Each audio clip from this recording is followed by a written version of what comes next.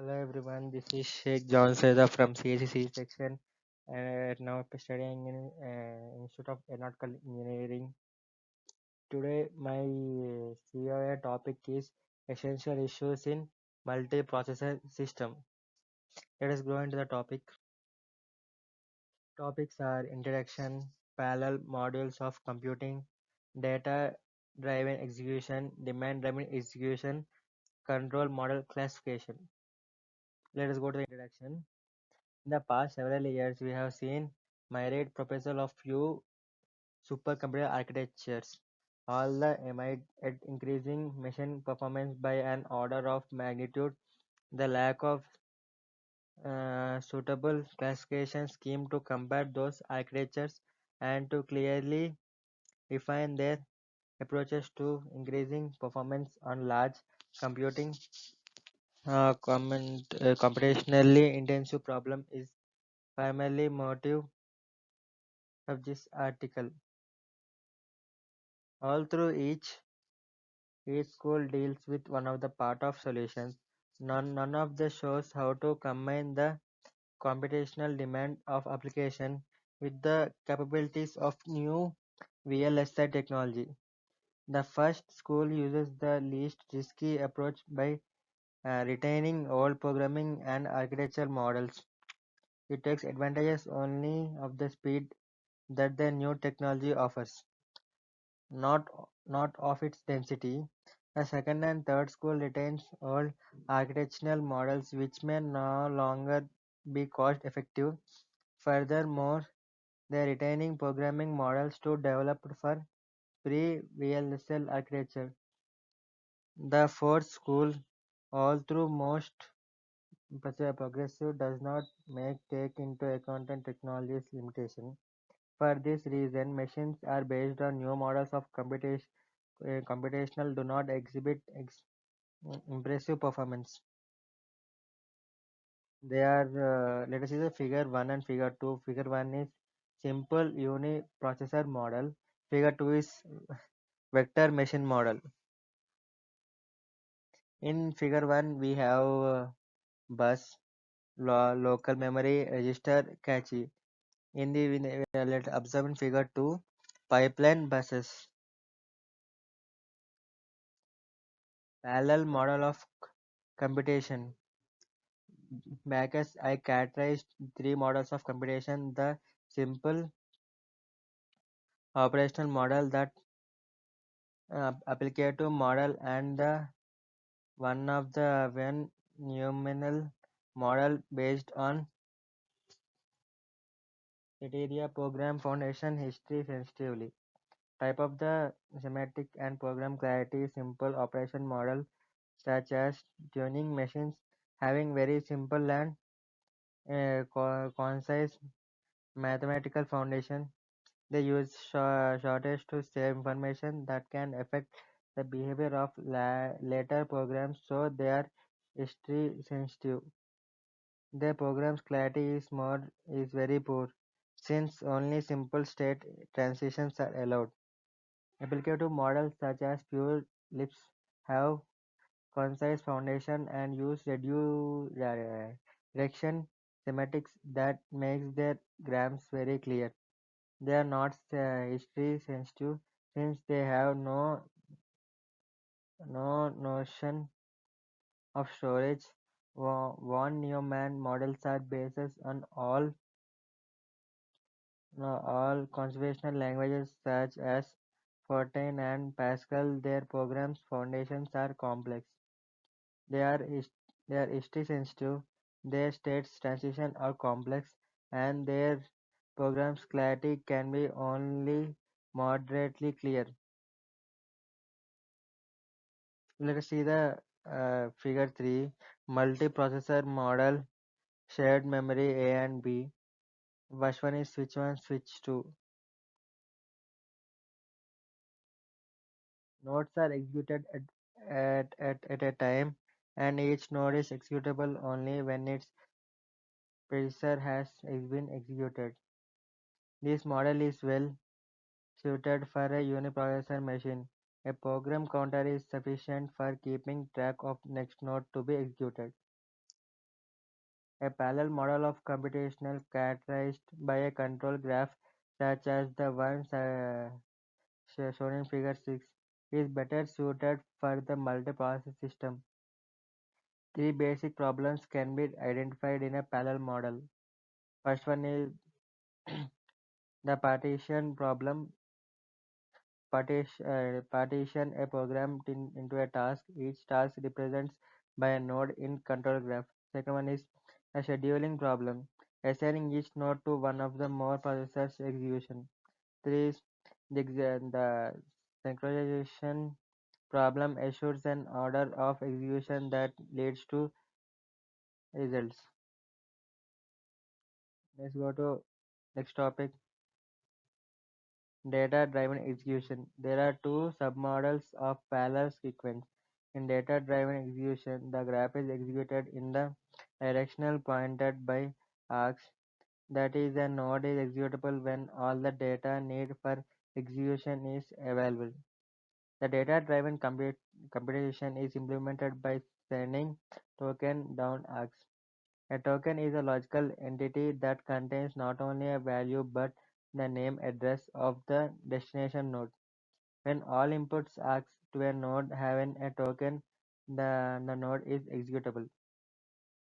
The control flow model is necessary for structured data, such as matrices, which may be only which can be only partially transformed by each node during a course of computation.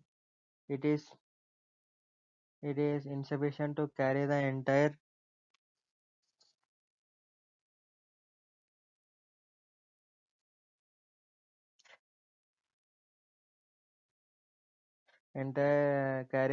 matrix around if we want to change only the one element or perhaps a one row of it. Thus only general purpose data flow architecture must include token with reference to data structures, since a token that carries only value not efficient. Example includes structures in a tagged token architecture for and the proposed structure stored in Manchester's data flow machine.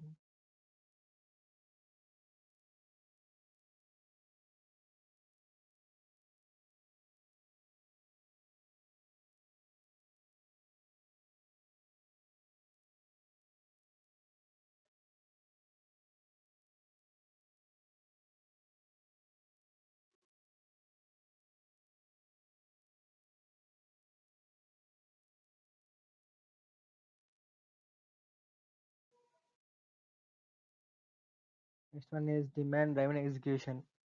Demand-driven, also called as reduction execution, pointed by Berkeley 6 and Backus. I process the control graph in opposite direction from the data-driven model. In a demand-driven model, the demand or result triggers its computation, which in turn triggers evaluation of its arguments, and soon on this demand propagation continues until constants are encountered. When a value is returned to a demanding node, and executions proceed in the opposite direction. Since a demand-driven computers perform only those computations required to obtain the result, it will perform less computation in general that are data-driven computers in data-driven execution. For example, both then and else part of conditional statements are computed whenever the data is available, with one of them being selected later. The conditional statement is executed in a demand-driven mode, while the set of graphs is data-driven. However, this combined model is, is still less efficient than the demand-driven model because arguments for both then and else part are evaluated in parallel through one set will be used later. Control model classification. So far we have been evaluating a node in control graph with a task, but we have not defined whether task or node. A node may represent almost anything. When arithmetic operations and arbitrary collections of instructions or another control graph. We generalize the data flow model introduced by Dennis 3 to include an structure in a node and define four levels of control: job, task processing, and instructions for programming, running, or multiprocessor systems. On the job level, several programs can be executed in parallel, multi-programming, or several batch. Each job or program consists of one or more tasks. Each task is until to be assigned to one or more processors. Each task consists of consisting of one of more processing. Each process is collection of program instructions executed on the processor. That is, the processor is an indivisible until with respect to processor allocation. Let us see these pictures to understand the multiprocessor units. Most multiprocessor machines have more than one level of execution control. Either a static or dynamic scheduling method can be used on each level. For instance, Arwin data flow machines and Cedar use dynamic scheduling for tasks, where process in instructions are bound statically for a compile time to a virtual process whose identity number is determined as runtime. Furthermore, both centralized and distributed dynamic scheduling scheme may be applied to different control level of the same machine. For instance, the HP machine schedules tasks centrally while each processor in a task is self-scheduled distributively. Different dynamic scheduling schemes such as first come first serve, least served, time first, and random choice can be used to multiprocess system. 15. When task is allocated more than one processor, a more sophisticated processor scheduling strategy is needed in Cedar. For example, the maximal number of processors needed to by a task to determine at a compile time. When there is number of available processes at runtime is not adequate, the scheduler can either wait for fold the task for a smaller number of processors. Simulating experiments have shown that folding the task will provide better performance and processor utilization than waiting.